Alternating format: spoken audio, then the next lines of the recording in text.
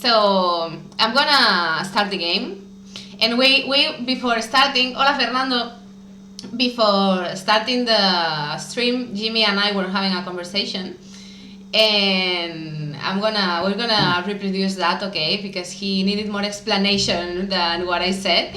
So Absolutely. so just let me run the game, so we have some background sound as well, some background music as we talk, and then we can check that the volumes are okay and stuff, okay?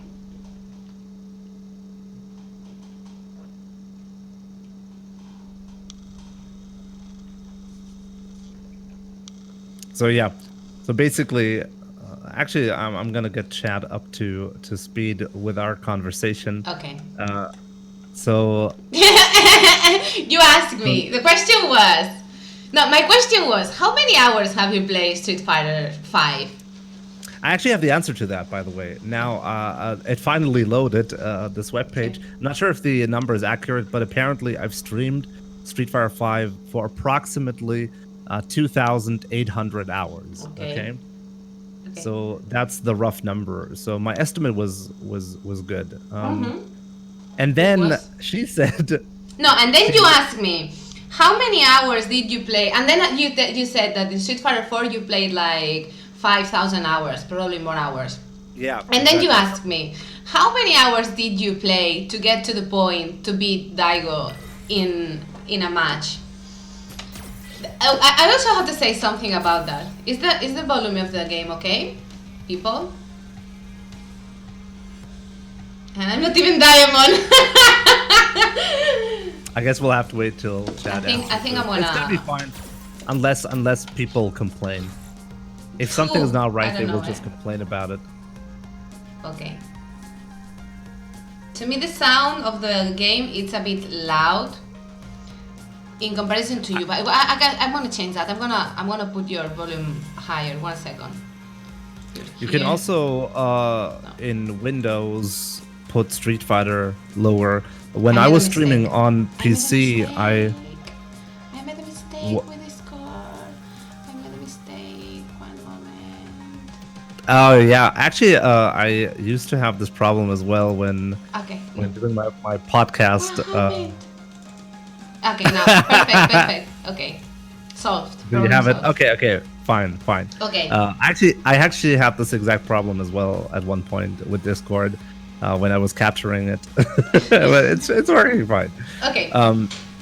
So, I must say that many people know me from the Daigo match, but I did many more things apart from that, you know. But it's sort of like getting a match from Daigo validates you, you know. And I did many other things before that, and I had to get to that point for people to respect me as a player, you know, many times.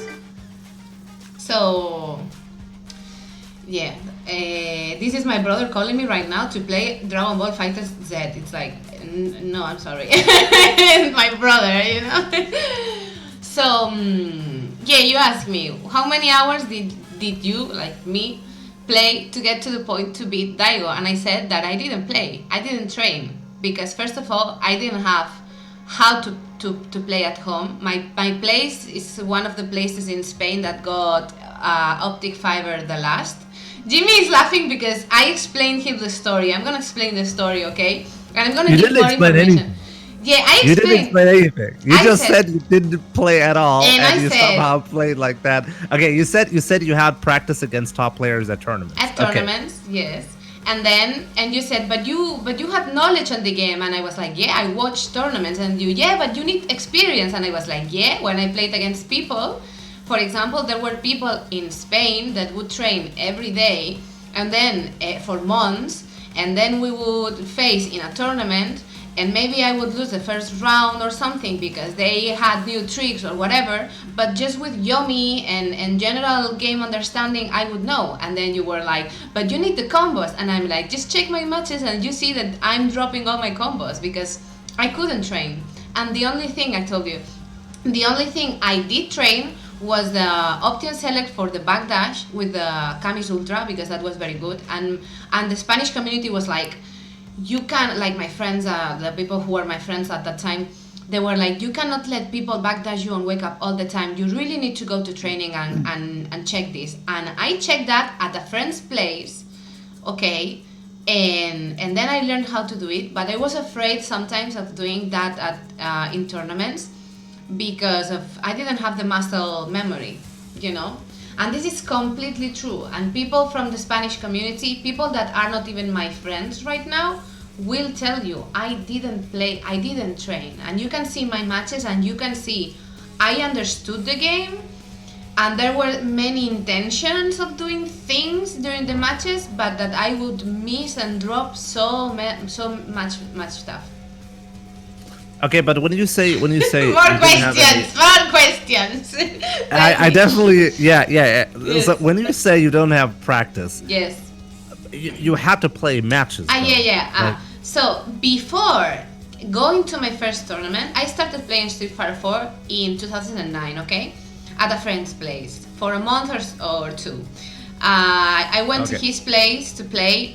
There was a moment that he didn't want to play that game anymore, so I bought it for myself at home. And I had the game on a laptop, a very old laptop. I played in 480 pixels with no backgrounds, with a Wi-Fi connection from one floor to another.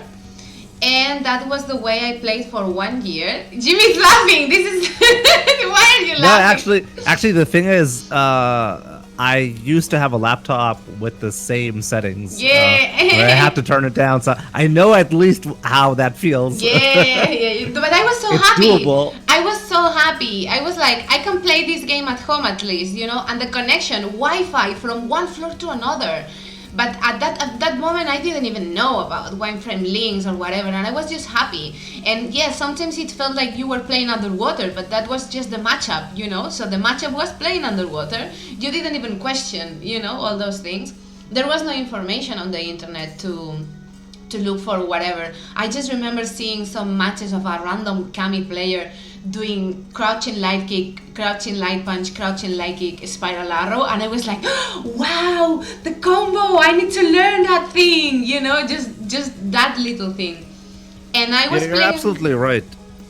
You can take a look at just other people, pro players playing, and just copy their combos. That can actually work. But that wasn't even pro players. I'm talking about 2009. There was there was a couple of videos on Daigo or something, but not even tournaments were streamed. All the recordings were like these shaky camera things, you know. It was very old, everything. And there was just this random match from a random Kami player, and I played on PC. And if you go into the Shoryuken forums and you go on the PC thing, there were people asking for good players on PC because obviously the best players were on Xbox. And you can see my name in there even before people knew I was a woman. So I was considered to be one of the best players in PC in 2009, 2010, even before going to tournaments. And then in 2010, I went to my first tournament here in Spain. And it was so weird because usually newcomers don't beat people. Like a person you know nothing about, they don't even play on Xbox, you haven't met them, they're not even online warriors to begin with, you know. And then I just got there and beat one of the best players of the community. And not only that, but also I was a woman. So people were like, what the fuck is going on? Everything. That's really impressive, and it's kind of funny as well because I had a very similar experience because me and my twin brother, we played on You PC had twin brother? Well. You told me before, but I had forgotten. How can I know you're the real Jimmy? So my twin brother, he used to be a Sea Viper player. Okay. I respect you more. Sorry. He was one of the best Sea Viper players on PC in Europe. And, what's his name? But Moody, M-U-D-I. It rings a bell, actually. It rings a bell. So he's also MDZ. He's also part of Ixion's group from Street Fighter 4 back then. It rings a bell. So it definitely rings a bell.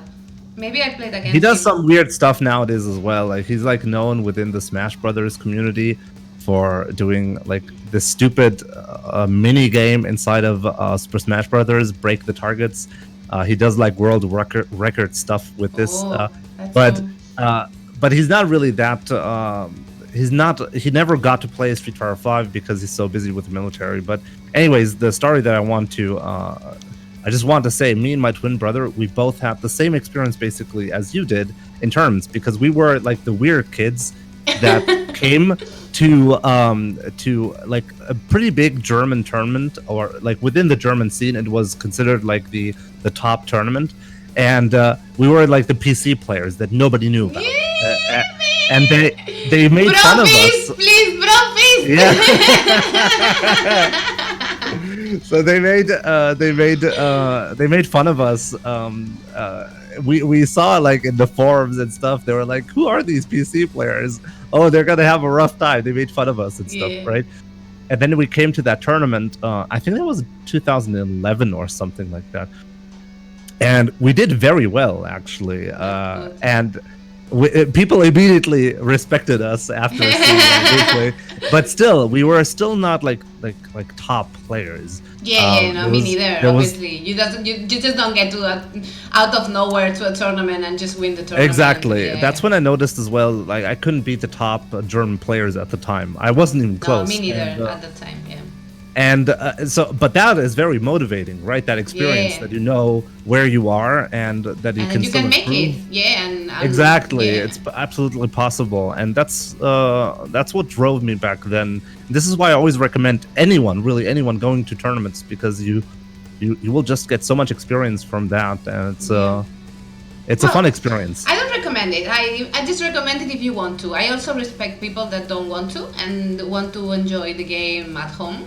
I went to a tournament because it had been a long time I wanted to go to one, and when I knew there was one here in Spain, in Barcelona, it was the biggest one in Spain actually, and it was in my own city, so I had to go. But I also respect people that are like, oh, I just want to play at home and play against people, whatever, that are better or worse, or just enjoy the game in a different way. But absolutely. I agree with you, like my approach is the same towards this game. I think that fighting games in general, you have to be ready to lose, and you have to enjoy losing and learning, because if not, you're gonna drop these games like very early. Yeah, but also I feel like if you feel like an outsider in the community, then it's so much more difficult, or it's so much easier to just drop out because you have like a bad experience because, I don't know, you lost against a Rashid or a Honda. But if you have people around you, if you build a community, if you go to your tournaments, this is why I recommend people going to tournaments, because they will meet people that are on their level, no matter what level of skill they are. They will meet people on their level. They will make new friends, and they will be part of the community. Well, and if they have a negative experience, this is, for me as a woman, this is a difficult topic. I completely understand your point of view, and as a general advice, I completely understand. But for example, for you it's different. You're right. And for example, thing you said that you got automatical respect. What happened to me is that people started laughing at the person that lost to me for a while, until I started winning each one of them. So everybody stopped laughing at each other, like, because they already lost against me, all of them. So definitely I had to fight for respect much more. I had to win Daigo a match for people to say, okay, so she's actually good. Yeah, but honestly, I mean, anyone has to win in order to gain respect. I didn't automatically get respect. I beat some of the top players there. And yeah, you're right. I can absolutely see this. If you win against someone, let's say, who's not very known, they will laugh at that person because they're going to be like, "Oh, you're losing against a woman, right?" Exactly. Yeah. No. You're right. I agree. It's because you're a woman. They told me, not because I say so. It's because this has been a conversation after these people became my friends after, and they were like, the women beat you. A random girl came and beat you. Yeah, exactly. It's because the average woman is simply not that good at Street Fighter, and that's and because of it, there's the stereotype, right? But okay, the thing is, just because something is uncommon doesn't mean that it's not likely to happen. for example, to me, let's be very careful, when we talk about these things, because these are sensible topics. I know, sensitive yeah. topics or whatever. For example, for me, something like what Broly Legs does, I think that's something amazing, because he truly has a disability. He has to play with his mouth, and what he does is truly incredible. And the way he plays, he's really good with Chun-Li, and I can't imagine myself playing as he does, with the physical limitations, if you want to say it like that as he does, But me, I'm a person. Okay, you haven't seen a woman winning, you haven't seen a woman investing so much time in this game yet, but why should I have any kind of issue if I just play the same amount of hours as you do? That's the difference to me, that from something being surprising to being like, wow, yeah, I agree. This is out I of fully this agree. world. We shouldn't treat like women, or like we shouldn't, exactly what you said. Like Broly Legs is a good example, because he has a disability that makes he's doing something difficult extraordinary. To But exactly. I'm not That's extraordinary. I'm just a person that plays. exactly. And what gets me personally triggered in a lot of cases is when people start treating women as if they have some kind of, if that's as if it's a disability to be a woman. Yeah. So they need special treatment. I hate that. Yeah. I actually hate that. Yeah. I think also that's very interesting, because many times, especially on TV, when people, for example, these kind of shows where two people get aggressive, reality shows and stuff, usually if a man gets aggressive towards a woman, but aggressive in a, just an aggressive person that is screaming and just shouting and being like loud because they don't have education, and they're like, how can you talk like that to a woman? That's very sexist. Excuse me, no, you're the one being sexist. If that person can speak to that to a man, he's not speaking like that to you because you're a woman. He's just being rude to you. And if you're asking for that, you deserve to be treated like a lady because you're a woman and you don't speak like that to women, you're actually being sexist, So Now we're getting like to very deep philosophical conversation, right? I love that kind of stuff. Actually, this is the kind of topics that I really like to have, but usually not on Twitch, because people are really get triggered very easily. So I learned. Well, you also at some manage point, much more viewers many more viewers than I do. So it's very difficult when you have 2,000 people watching you to cater everyone, So somebody's gonna get offended for sure. Exactly, because especially with this topic, women in the FGC, I actually want to make a video on this at some point on my YouTube channel, but I never had the balls to go through, to be honest.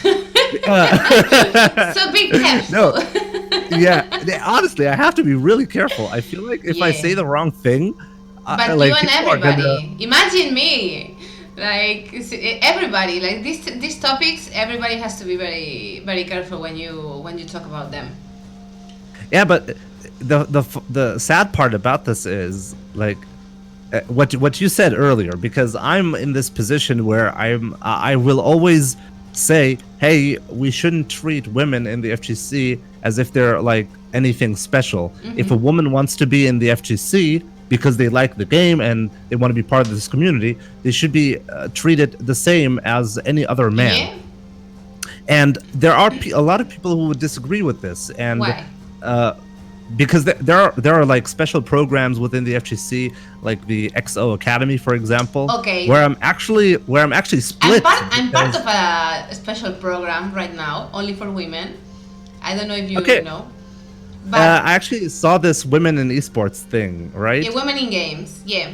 Women in games. Women in games. Yeah. The thing is that I understand what you mean, but when it comes to opportunities, for example, everything I explained about my first tournament, all these things I told you, I wrote a book on that, and I wrote a book on my story. I don't have any kind of contact with the Spanish FGC right now. And I had to quit because I suffered from depression from everything I had to go through, as everybody has to go through shit. But if you're a woman in this environment and in this world in general, or if you're a woman, or you're part of any kind of discriminated group of people, in general, for example, if you're gay or trans or any other thing. So the thing is that as we have it more difficult, some programs like this make sense, because it's actually like harder for us to get to the same level as guys, because we have to face twice as problems. At least, for example, I'm speaking from my perspective in the FGC. I had to fight. We all have to fight, but the things I had to go through were crazy. Like, seriously, I want to translate my story to English so people can read it and understand why programs like this are very necessary. So it's kind of compensating. I understand your point of view, but no, it's complicated. You're right. You're absolutely right, because I fully understand. Let me finish. It would be ideal in a world that we all have the same opportunities from the beginning. So if we all have the same opportunities, we all should be treated the same. But if some people have it more difficult, they need a little bit more help. At least to get to the point that everybody has the same opportunity. So we don't have to give any special treatment, or we don't have to have opportunities just for women, or just for gay people, or just for all these kind of things, That would be the idea. I fully agree. I think this is a very complicated topic, and this is why I said I'm kind of split on this idea of giving certain groups, not just women, but also like certain groups, special opportunities. It's not bad at all, by the way. I'm not trying to argue that, but it's definitely. I kick you out from my stream if you say so, because I'm supported by Capcom now. Okay. If I ever make my video, I would definitely want to hear more about your personal experience with the FGC, because at the end of the day, especially when it comes to termed experience, if you become a good player, it doesn't really matter if you're trans, if you're gay, if you're a woman, if you're a man. It does matter. That's the sad thing. At some point, if you become a good player, people will cheer for you. People will like, take a look at Ricky Ortiz, for example. Like you would think that being not just like being trans would make it incredibly difficult to. Can I say something? I don't want to talk about this topic because that's not my topic and it's not my story. Okay. But sure. Let me say something that I think that might be. I honestly, I don't want to be any kind of offensive with this kind of topics, and I'm sorry if I don't say it the proper way. But I mean, I think it's not gonna be bad what I'm saying. But Ricky transitioned after she proved that she was a great player. She transitioned it after. And also there's this double standard, and there's this transphobia that some people believe that trans women are not women. Do you understand? So you think it makes a difference for Ricky Ortiz? You think it would have been different? I think that trans people and women and black people and people with physical disabilities, we all suffer from different kinds of discrimination. And every little situation, and especially the environment you're in, maybe me in a different community, my story would have been completely different. For example, in France, I felt so good with the people out there. Seriously, they were so awesome. They respected me a lot, and I think that it has also to do with the fact that they live 20 years ahead from Spain, and also that Kayane was there before, showing that a woman can do stuff, But yeah, if we talk about the trans issue, I don't really want to talk about it because I'm nobody to talk about that topic. But it's a different situation, involves different kinds of discrimination. Ricky has had to go through stuff that I didn't have to go through, and all these kind of things, So each topic has their own stuff. I don't know how to say it better. It's absolutely complicated, right? And this is why I wasn't comfortable doing a video on it, even though I do feel like there's a lot to talk about. And I wish the community was open to just talking. And I feel like community and society in general, but both, exactly. I'm. It makes me sad whenever I see this, because I feel like this is like a really good topic with a lot of different angles. It's not very easy. And I feel like it's not easy to talk about it because everyone immediately feels offended about even small stuff, and it makes it so that but everyone it's so personal just at the same rather. time. For example? Yeah, absolutely. It's not an easy topic to talk about, but wouldn't you agree that it's an important topic? So if it's important and we don't talk about it, I feel like that's bad. But it's like politics, for example. It's an important topic, but people don't want to. There's something I learned recently. That made me very sad, and is that humans don't advance towards the truth, but advance towards social acceptance. So there are not so many people that want to get better in their opinions. They just want to be reassured that what they already think is right. That's the most comfortable perspective for them. It's called confirmation bias. So conversation doesn't lead to that. Conversation leads to actually having different points of view and considering different perspectives apart from yours, and people don't like that. Yeah, absolutely.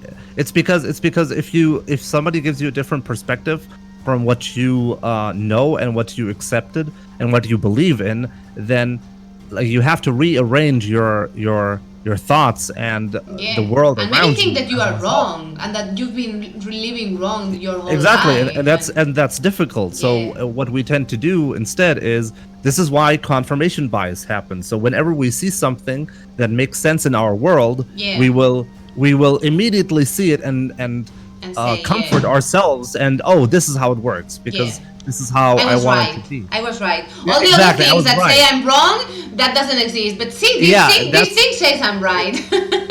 Exactly, and this is and everything else. This is how echo chambers happen, right? Do you know there's these topics? I talk about these topics a lot on my streams. Do you know I don't know how to call it in English, but it's called a wave corpuscle duality or something like that. Have you seen this picture? I'm gonna show it on stream, so just check out my stream. Okay, show me the picture. Sure. I already, in Spanish is dualidad, so duality, onda, corpúsculo. I don't know. It's weird. So weird. It's a physics thing, you know. And the picture help represent this kind of a wave or some shit like that. Okay, sorry. So this is the thing, and to me this picture is live, you know. So this is whatever topic, and if you're seeing it from this perspective, you're gonna think it's a square. But if you see it from this perspective, you're gonna think it's a circle. And you are right, and you are right, but both are wrong, because this is the truth. You know, the truth. The topic is so complex, and many things can be right at the same time, and it depends only on the perspective you are looking at it from, you know. Exactly. We're limited to our perception, and that's basically what this picture is about, right?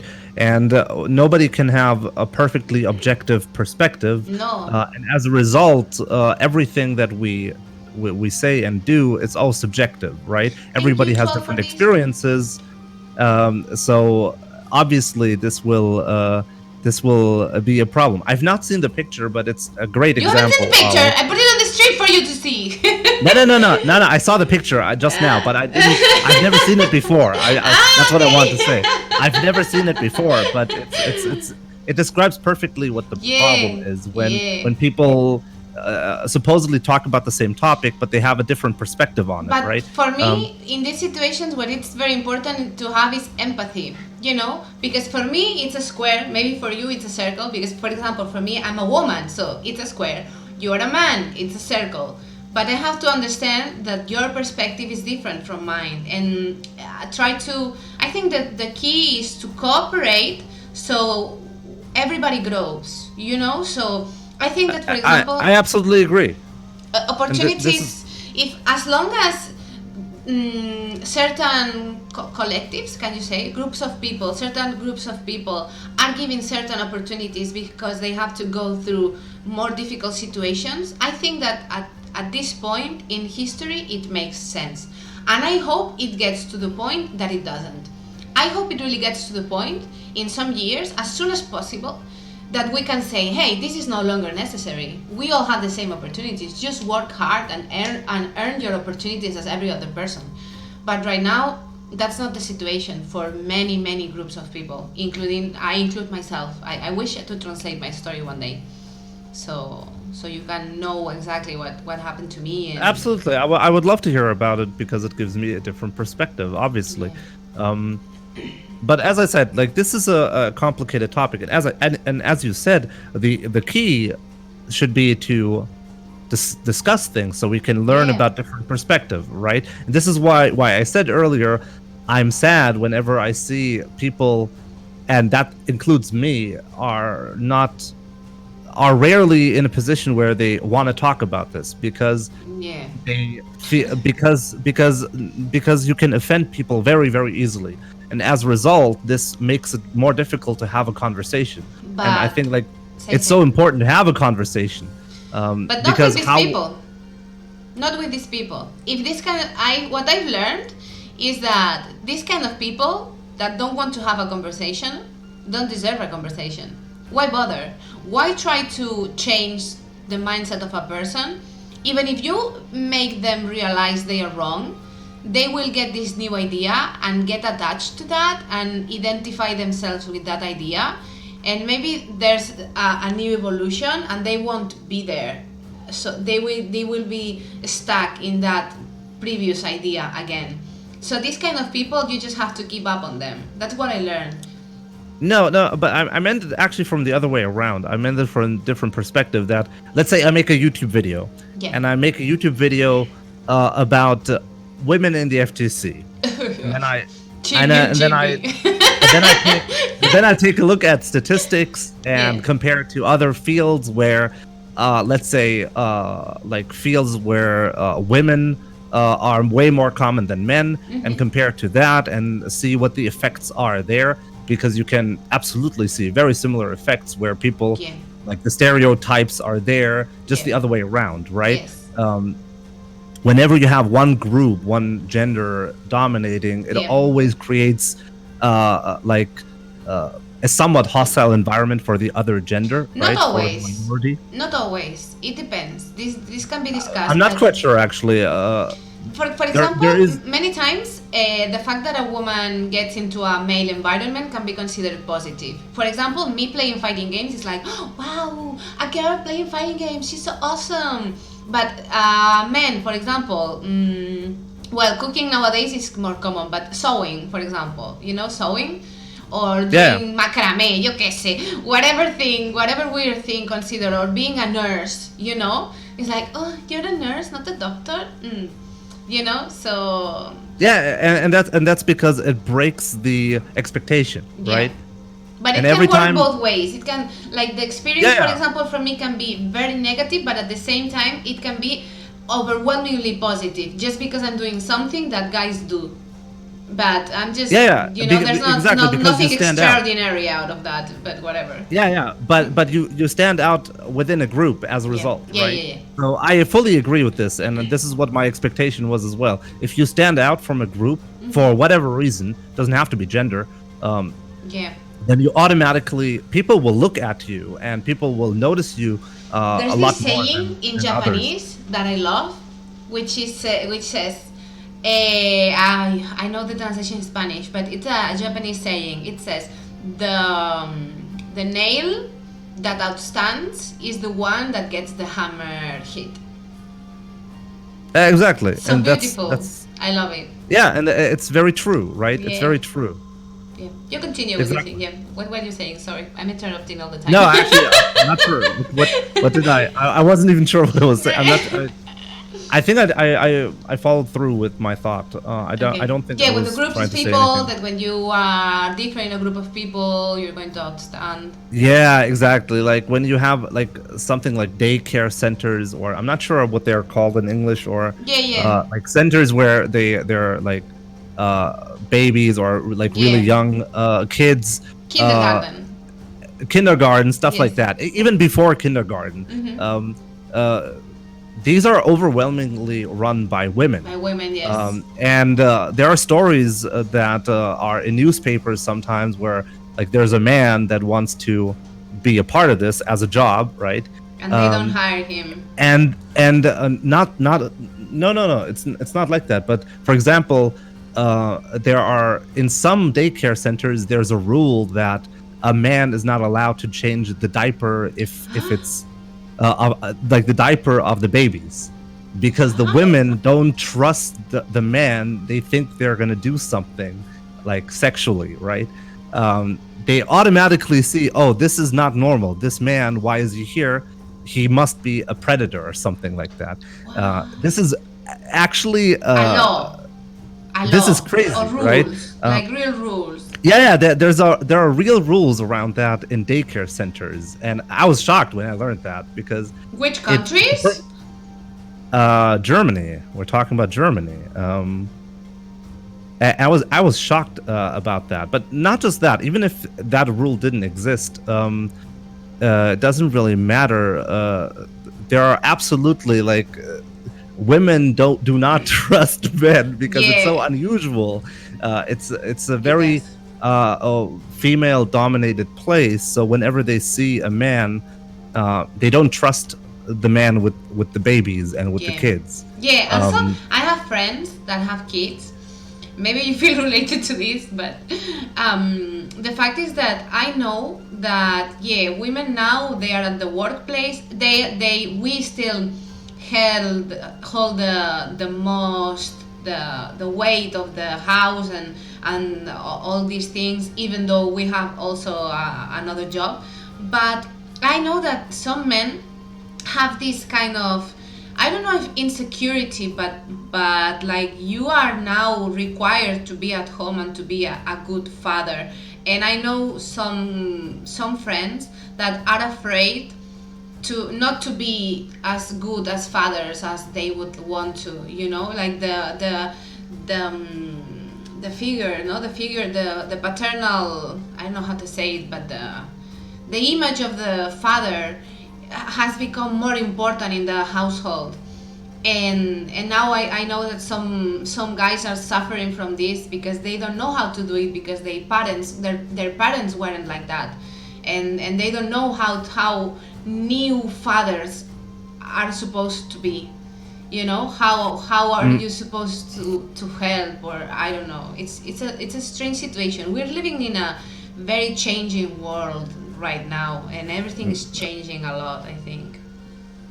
I agree. It's pretty complicated. And I think I know what I think I understand the point that you were trying to make, because it was very separated before, right? Like the man was just supposed to like bring the bread, essentially, right? Go to work and stuff around the house. This is typically done by the woman, and now they're also at home. They're supposed to take care of the kids, and it's it's different now, right? I'm not quite sure, honestly, what I personally don't feel weird at all, like being a father. Were I'm at you home. shocked at the beginning? Yes. The shock was there? Yeah. When my wife was pregnant. I was not prepared for that. Okay. But at the same time, like, we've been together since 2011, so that's almost 9 years now. Yeah. So we like, it was gonna happen eventually anyways, so it doesn't but at the time when she said, I think I'm pregnant, I was in shock. Really? Yes. Okay. But at the same time, I felt ready to become a father. But but I'm 30 now. If I was 25, I think I would not have been able to handle the situation. Yeah, obviously correctly. it's different. It's different, and you've so- been together for a long time, so Exactly. So Yeah. when the baby was when our little son was on the way and when he was born, I felt absolutely ready for that. I And mean, when as much he was as you born, can. weren't you like shocked to have this little thing? The first couple of days, yes. The first couple of days, not the first couple of hours, the first couple of days. No, it is weird because It is, you yeah. I guess all of so. a sudden like we stayed at the hospital for a couple of days and then we went home and then your whole world changes because Yes. now you have a baby all of a Yes. sudden And that's your whole world now. yeah, exactly. Yes. Your priorities shift completely Yes. and it's different but it's beautiful. Yeah. It's just beautiful, right? I know So, from my brother, he's 30 something, and I have a nephew who is 5 years old already. He's so sweet. Oh. He's the best.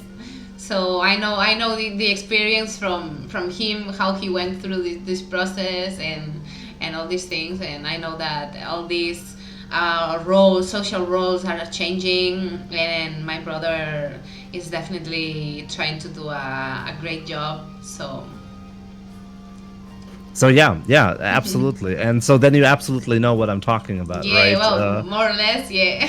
Yeah, more or less. I mean, More or yeah, less, you're I see it you're from not the behind. mom, but at As we least, say, yeah. I'm watching in Spanish. There's this saying: you watch the bulls from behind the bars. Like you're watching the bull Yeah. fight, but you're behind the bars.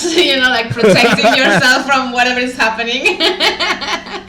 Yeah, but and honestly, like when I saw like when the first couple of friends that I have when they start to have kids, and I saw them like with the kids and how they handle the situations, and and my wife was pregnant. I was like, am I gonna be able to handle this correctly? I was very unsure, honestly. I felt mentally ready for it, but at the same time, I was like, am I gonna? I was actually unsure about how Yes. I'm gonna feel about it. Yes. All these worries, am all I these gonna? insecurities, like, yeah, it's not like, well, we're having the baby, the woman is gonna take care of it, I'm just gonna keep working, and when I get home, I just have the woman and the baby. No, it's different for you as well. Like, your life as a man changes nowadays if you have a kid as well. So, yeah, all these things you're saying. Yeah. I mean, for everyone it changes, right? Like No, when, but before it wasn't like that. The woman got pregnant and she took care of the kids, and yeah, you got home, and then yeah, the woman and the kids, and obviously you spend time with the kids, but you're the man and you work, and the women usually didn't work, you know. So at least in Spain, I don't know how far in time such a situation can be like in Germany, but in Spain definitely. My parents' generations were sort of like this, you know, and my parents in this aspect were kind of modern for the time that they were living, but in the 90s, 80s, or some 1980s, these kind of families were still very, very common. There are still some families that 40, 50-year-old, that if the woman is working and the man gets jobless and he is doing the housework or helping with the housework, the woman feels grateful, and she's like, I'm so happy he's helping me with the housework when he's jobless. And it's like, common sense? What is the common sense? Seriously, like, so weird. Well, let's play, no? Okay, yeah, pasa. honestly, this is we could have a dedicated session. Yeah, for we could, yeah. And also, right? if, for example, if you want to talk about the women's stuff and all these things, we can definitely one day have a conversation on all this, okay? And have a Sure, an open I mean, discussion. Sometimes I do like podcast stuff on my channel, right? So maybe Yeah, no, I'll I invite think so. you as a guest. We'll Yeah, do sure. the other way around, and Sure. we'll have a dedicated topic: women in FGC, and then we'll talk about these topics a little bit more in depth. That would be great. I would love to do that. Yeah, for sure. I'm all in for that. So yeah, you want to invite me? yes, let me turn a combo because I didn't turn anything. I'm gonna. Yeah, I was talking to you, so I'm gonna tweet, okay? That we're actually going to start playing. Yeah, sure, sure. It's kind of funny because I thought we were gonna play immediately, and then this whole conversation completely derailed. Yeah, just because you didn't believe me when I said that I didn't train. Everything started. I didn't catch that. What did you say at the end? I didn't hear that. It cut out. Everything started because you didn't believe me when I said off stream, when I told you that I didn't train. Everything started because of that. Right. Okay. But you changed your position on this a little bit as well. Like it's not like you've never played the game and then you went to the tournament. I played in tournaments. Right. Obviously. Okay. And right. I played 1 year at home for a while. Yeah, 1 hour a day. But that was the point that I was trying to make. Okay. But how can you? I mean, but that was from 2009 to 2010 before competing with Wi-Fi connection, with no information. Obviously, you didn't have the perfect setup or anything like that. Absolutely, but like in my head, the way you phrased it, you only went to tournaments, and that's the only time you play the game. No, before that, I had played at home. Yes. Okay, because there's no way somebody plays like this, even if you're like a prodigy. There's no way anyone picks up the controller on day one and does this kind of stuff. Excuse me. Also, there was another thing, and it's that I shipped from an Xbox pad to an arcade stick in 2011. So my execution with the arcade stick was and is still very terrible because I don't have enough hours of play. So that was also another reason on why my execution was so bad. I never got to play. Actually, I have the same story. At the start of 2012, I think, that's when I switched from pad to stick. So I know how it feels. Yeah. And actually, till this day, I'm more comfortable with my execution on pad than I am on stick. Really? Yeah, it's kind of funny how I think the joystick unit on arcade stick is terrible. I think it's really, really bad for competitive play. It takes a lot of force to activate, and it takes a lot of time as well, compared to pressing a D-pad on a pad. Yeah, but I think that maybe you like the motion you have to do with it has to be with your hand, not with your arms. That's a big problem when you're playing. That maybe you're moving your shoulders, and instead of using the wrist, and the fingers, you're using the whole arm and shoulder thing. So that's why maybe it's more difficult to you. No, it's just like it takes more physical movement to activate a button on an arcade stick. More control as well. That's a cool thing. It's more control. That's what people say, but I don't agree. I don't agree. Okay. No, I mean, I agree. I completely agree with what you say. It's completely true. You need more movement and whatever, but precisely that the fact that you have more room to act, on the thing, it gives you more control or whatever. Can you retweet me, please? What I tweeted right now that we start. Oh yeah, sure. absolutely. I just replied to the thing saying we start, and again I put my Twitch account. Okay, so give me a second, I train my combos. I'ma kill you. No, not today. It's not gonna happen. Something is happening because this is not working properly. One moment.